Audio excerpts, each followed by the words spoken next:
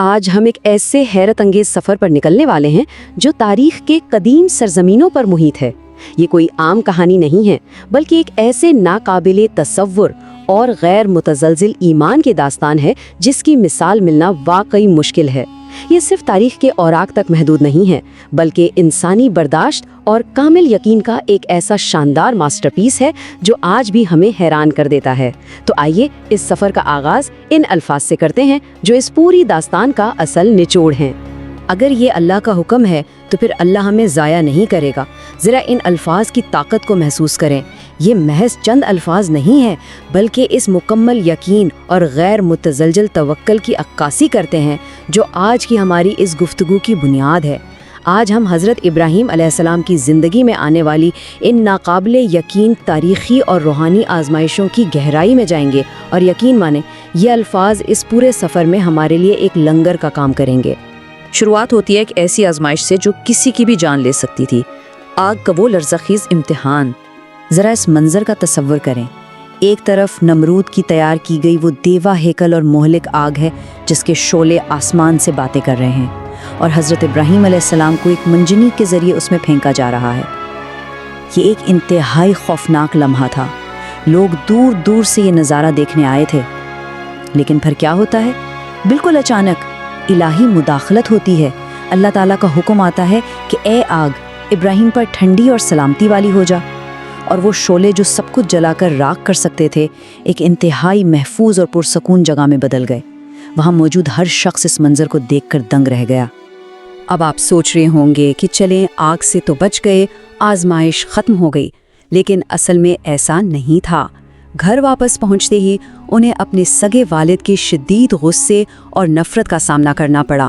انہیں گھر سے نکل جانے کا حکم دے دیا گیا۔ اس موقع پر حضرت ابراہیم علیہ السلام کا رد عمل کیا تھا؟ نہ کوئی بحث، نہ کوئی شکایت۔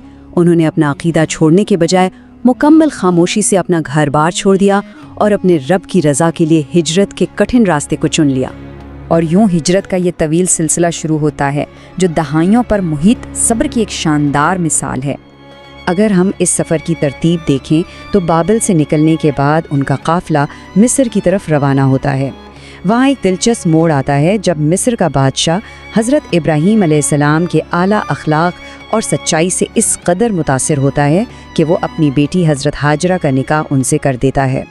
اس کے بعد وہ سب فلسطین کی زرخیز زرزمین میں آ کر بس جاتے ہیں، جہاں ایک طویل عرصے تک وہ ایک وارث کے لیے دعائیں مانگتے رہے۔ 84 سال، یہ کوئی معمولی ہندسہ نہیں ہے۔ حضرت ابراہیم علیہ السلام کی عمر 84 سال ہو چکی تھی، بال سفید، جسم کمزور، مگر امید بالکل جوان تھی۔ وہ اللہ کی رحمت سے کبھی مایوس نہیں ہوئے، اور بالآخر اسی عمر میں ان کی دعائیں رنگ لائیں اور انہیں ایک خوبصورت بیٹے حضرت اسماعیل کی نعمت سے نوازا گیا۔ یہ اس بات کا ثبوت ہے کہ سچا یقین کبھی نا امید نہیں ہوتا۔ مگر باپ بننے کی اس عظیم خوشی کے فوراً بعد جبرائیل علیہ السلام ایک نیا اور بہت کٹھن حکم لے کر آئے۔ اب ذرا اس سخت ترین فرق کو محسوس کریں۔ ایک جانب فلسطین کی وہ سرسبز اور شاداب وادیاں جہاں وہ ایک پرسکون زندگی گزار رہے تھے، اور دوسری جانب مکہ کا وہ بنجر اور خشک صحرا جہاں دور دور تک نہ کوئی انسان تھا، نہ پانی اور نہ ہی کوئی سایہ۔ اور حکم کیا تھا؟ حکم یہ تھا کہ حضرت ہاجرہ اور اس ننھے بچے اسماعیل کو اسی بے آب و گیا صحرا میں چھوڑ دیا جائے۔ جیسے ہی حضرت ابراہیم علیہ السلام انہیں چھوڑ کر واپس مڑنے لگے تو ظاہری بات ہے ایک ماں گھبرا کر ان کے پیچھے دوڑی۔ حضرت ہاجرہ بار بار پوچھ رہی تھی کہ آپ ہمیں سنسان جگہ پر کس کے سہارے چھوڑ کر جا رہے ہیں، مگر جب حضرت ابراہیم علیہ السلام نے بتایا کہ یہ اللہ کا حکم ہے تو حضرت ہاجرہ کا وہ تاریخی جواب سامنے آیا جو ہمیں ہماری آج کی گفتگو کے بالکل آغاز میں لے جاتا ہے۔ انہوں نے کہا اگر یہ اللہ کا حکم ہے تو وہ ہمیں کبھی ضائع نہیں کرے گا۔ کیا کمال کی سپردگی ہے یہ! صحرا کی چل چلاتی دھوپ میں پانی ختم ہو رہا تھا، اور پھر ایک ماں کی تڑپ اور بے قراری کا وہ منظر سامنے آتا ہے۔ پانی کا آخری قطرہ بھی ختم ہو چکا تھا، ننھا بچہ پیاس سے تڑپ رہا ہے۔ حضرت ہاجرہ پانی کی تلاش میں پاگلوں کی طرح صفا پہاڑی کی طرف دوڑتی ہیں، پھر وہاں سے مروہ پہاڑی کی طرف بھاگتی ہیں۔ ذرا اس منظر کشی پر غور کریں۔ ایک ماں، سخت گرمی، بے رحم صحرا، اور اپنے بچے کی جان بچانے کے لیے ان دو پہاڑیوں کے درمیان 7 مرتبہ کا وہ انتھک چکر۔ یہ ایک ماں کی جدوجہد کی زندہ ترین تصویر ہے۔ اور پھر آتا ہے اس پوری آزمائش کا وہ شاندار معجزاتی کلائمیکس، جب وہ تھک ہار کر واپس آتی ہیں تو کیا دیکھتی ہیں؟ ننھے اسماعیل کی ایڑیوں کے پاس سے بالکل اچانک پانی کا ایک چشمہ پھوٹ پڑا ہے۔ یہ آب زمزم تھا، ایک ایسا معجزہ جس نے اس دن نہ صرف اس ماں اور بچے کی جان بچائی بلکہ حیرت انگیز طور پر آج تک کروڑوں انسانوں کی پیاس بجھا رہا ہے۔ مکمل توکل کا کیسا شاندار انعام۔ وقت گزرتا ہے، اسماعیل بڑے ہوتے ہیں، خاندان دوبارہ ملتا ہے، لیکن تبھی ایک ایسا امتحان سامنے آتا ہے جس کا تصور بھی محال ہے۔ یہاں ہم ایک لمحے کے لیے رکتے ہیں، ذرا سوچیں، خدا پر مکمل بھروسہ آخر کس حد تک جا سکتا ہے؟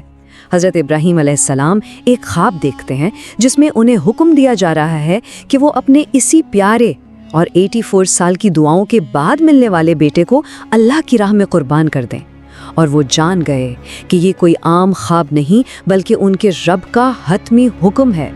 اور اس گھرانے کا ایمان دیکھیں، جب باپ نے بیٹے کو اپنا یہ خواب سنایا تو حضرت اسماعیل کا جواب سنہری حروف میں لکھنے کے لائق ہے۔ اے ابا جان، آپ وہی کیجئے جس کا آپ کو حکم دیا گیا ہے۔ کیا کمال کی بات ہے، کوئی ہچکچاہٹ نہیں۔ پھر وہ دونوں منا کی طرف نکل پڑتے ہیں۔ راستے میں شیطان بار بار ان کے دلوں میں وسوسے ڈالنے کی کوشش کرتا ہے، مگر وہ پورے یقین اور دلیری کے ساتھ اسے کنکریاں مار کر پیچھے دھکیل دیتے ہیں۔ چھری تیز کی جا چکی تھی۔ حضرت ابراہیم علیہ السلام نے واقعی اپنے بیٹے کو قربانی کے لیے لٹا دیا تھا، اور جیسے ہی وہ آخری قدم اٹھانے والے تھے، عین اس شدت بھرے لمحے میں اللہ کی طرف سے ندا آتی ہے کہ اے ابراہیم، تم نے اپنا خواب سچ کر دکھایا۔ اللہ تعالیٰ نے اس بے مثال اطاعت کے بدلے جنت سے ایک دمبا بھیج کر اسے اسماعیل علیہ السلام کا فدیہ بنا دیا، اور ہم سب جانتے ہیں آج پوری دنیا کے مسلمان اسی عظیم واقعے کی یاد میں عید الاضحیٰ مناتے ہیں۔ تو پھر ان تمام جغرافیائی اور جذباتی آزمائشوں کا ہماری اپنی زندگیوں سے کیا تعلق بنتا ہے؟ تعلق یہ ہے کہ یہ کہانیاں ہمیں جینے کا طریقہ سکھاتی ہیں۔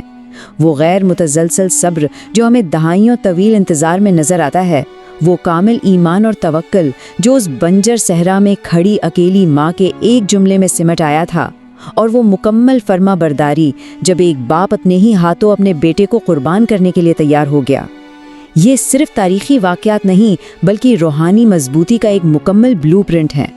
اگر ہم اس پوری گفتگو کا نچوڑ نکالیں تو وہ یہ ہے کہ جب کوئی خالص دل سے خدا پر بھروسہ کرتا ہے تو جو چیزیں ہمیں ناممکن لگتی ہیں وہ بھی ممکن ہو جاتی ہیں، چاہے وہ بھڑکتی ہوئی آگ کا ٹھنڈا ہونا ہو، سوکھے صحرا سے چشمہ پھوٹنا ہو، یا قربانی کے وقت آسمان سے مدد کا آنا ہو۔ ذرا سوچئے، کیا یہ مطلق یقین، یہ کامل ایمان آج کے اس جدید اور تیز رفتار دور میں بھی ہماری زندگیوں میں معجزات برپا نہیں کر سکتا؟ یہ یقیناً ایک ایسا سوال ہے جو ہم سب کو اپنے آپ سے پوچھنا چاہیے۔